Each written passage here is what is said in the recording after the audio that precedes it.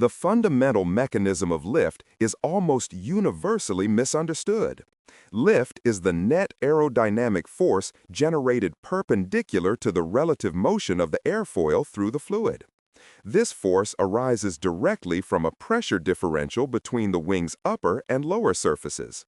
The common misconception that air particles traveling over the top and bottom must meet simultaneously at the trailing edge, known as equal transit time, is fundamentally incorrect. Air traveling over the curved upper surface accelerates significantly faster than the air below. This acceleration results in a substantially lower static pressure above the wing, according to Bernoulli's principle.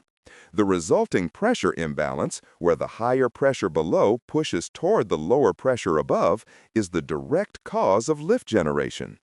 The magnitude of this force is quantified by the lift equation. Lift equals 1/2 times air density times velocity squared times wing area times the dimensionless coefficient of lift. An airfoil's geometry is precisely defined by its chord line, the straight line connecting the leading edge to the trailing edge. The mean camber line defines the curvature, which is the distance between the chord line and the geometric mean of the upper and lower surfaces. Camber is essential because it allows the airfoil to generate lift even at a zero angle of attack. The angle of attack is the specific angle between the chord line and the relative free stream velocity vector. Increasing the angle of attack forces the stagnation point further down the leading edge. This action increases the effective curvature and significantly enhances flow acceleration over the top surface, thereby increasing the lift coefficient. However, lift increases only up to the critical angle of attack. Beyond this critical point, the flow separates violently from the upper surface. This sudden and catastrophic loss of lift is defined as a stall. Bernoulli's principle dictates that for an incompressible, inviscid flow, an increase in fluid speed must occur simultaneously with a corresponding decrease in static pressure. The accelerated flow over the upper surface creates the necessary low-pressure region that pulls the wing upward. However, lift generation fundamentally requires the wing to impart a net downward momentum change to the entire air mass passing over it. This downward deflection of air is termed downwash. According to Newton's third law of motion, the upward lift force exerted on the wing is the direct reaction force to the downward force exerted by the wing on the air mass. The pressure differential and the resulting downwash are inseparable physical aspects of lift generation. The pressure difference accelerates the air downward, and simultaneously, the downward acceleration of the air sustains the required pressure difference. The theoretical framework for sustained lift relies heavily on the concept of circulation. Circulation is mathematically defined as the line integral of the velocity field around the closed path of the airfoil. The Kutta-Joukowski theorem mathematically links the lift per unit span directly to this circulation. Specifically, lift per unit span equals air density times free stream velocity times circulation. Circulation is established immediately upon the airfoil's motion due to the Kutta condition. This condition dictates that the flow must leave the sharp trailing edge smoothly and tangentially. If the flow did not meet smoothly, an infinite velocity gradient would exist at the trailing edge, which is physically impossible in real fluids. The initial motion sheds a starting vortex into the wake, which establishes the necessary counter-rotating bound circulation around the airfoil, ensuring smooth flow departure and sustained lift. Air viscosity causes the fluid immediately adjacent to the wing surface to adhere completely to it, a phenomenon known as the no-slip condition.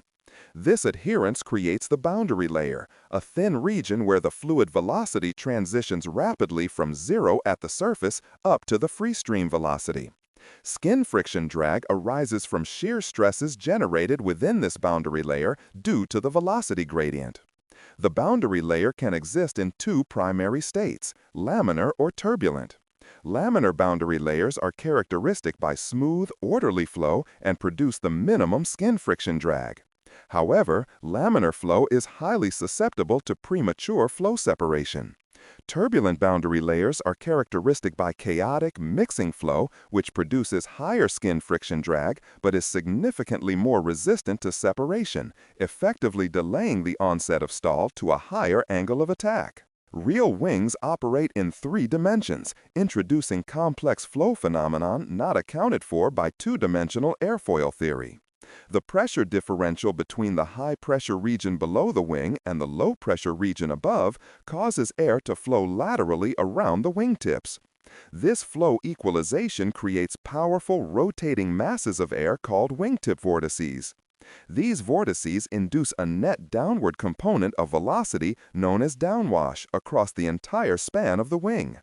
This tilting of the local relative airflow reduces the effective angle of attack experienced by the airfoil sections. This tilting results in a rearward component of the total lift vector, which is defined specifically as induced drag. Induced drag is inversely proportional to the square of the airspeed and is minimized by increasing the wing's aspect ratio, which is the span squared divided by the wing area, or by utilizing winglets to dissipate the vortex energy. Real wings operate in 3 dimensions, introducing complex flow phenomenon not accounted for by 2-dimensional airfoil theory. The pressure differential between the high-pressure region below the wing and the low-pressure region above causes air to flow laterally around the wingtips. This flow equalization creates powerful rotating masses of air called wingtip vortices.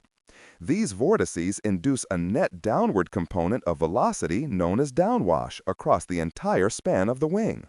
This induced downwash effectively tilts the local relative airflow, reducing the effective angle of attack experienced by the airfoil sections. This tilting results in a rearward component of the total lift vector, which is defined specifically as induced drag. Induced drag is inversely proportional to the square of the airspeed and is minimized by increasing the wing's aspect ratio, which is the span squared divided by the wing area, or by utilizing winglets to dissipate the vortex energy. High-lift devices, such specifically as flaps and slats, are deployed during low-speed operations like takeoff and landing to maximize the aircraft's lift coefficient. Flaps are movable surfaces that extend the trailing edge, simultaneously increasing both the effective camber and the overall chord length of the wing. This geometric change significantly increases the maximum lift coefficient, although it also substantially increases profile drag. Slats are movable surfaces located on the leading edge that open a gap when deployed. This gap allows high-energy air from the lower surface to be injected into the boundary layer on the upper surface. This re-energization delays flow separation, effectively increasing the critical angle of attack and providing superior stall control. The maximum achievable lift coefficient determines the minimum speed at which the aircraft can maintain stable flight, making high-lift devices absolutely crucial for safe low-speed maneuvering.